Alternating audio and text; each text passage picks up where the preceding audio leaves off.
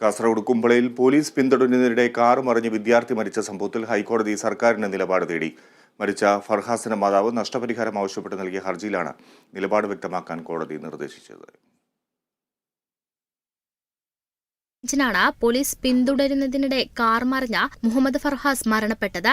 പരിശോധനയ്ക്കിടെ നിർത്താതെ പോയ വാഹനം പിന്തുടരുന്നതിനിടയിലാണ് അപകടം. ഡിജിറ്റൽ ഉപകരണങ്ങൾ വഴി ഗതാഗത നിയമലംഘനങ്ങൾ കണ്ടെത്തണമെന്ന കർശന നിർദ്ദേശം ലംഘിച്ചാണ് പോലീസ് ഉദ്യോഗസ്ഥർ ഫർഹാസിനെയും കൂട്ടരെയും 7 കിലോമീറ്റർ ദൂരം പിന്തുടർന്നത്.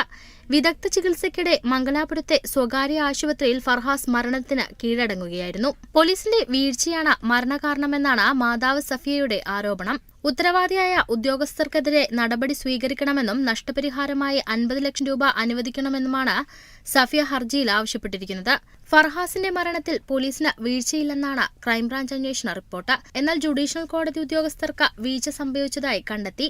ഇതിനു പിന്നാലെയാണ് ഹൈക്കോടതി സർക്കാർ നിലപാട് വ്യക്തമാക്കാൻ നിർദ്ദേശിച്ചത്. പോലീസിന്റെ വിശദീകരണവും ഹൈക്കോടതി തേടിയിട്ടുണ്ട്. Kerala vision news, Kasaragod.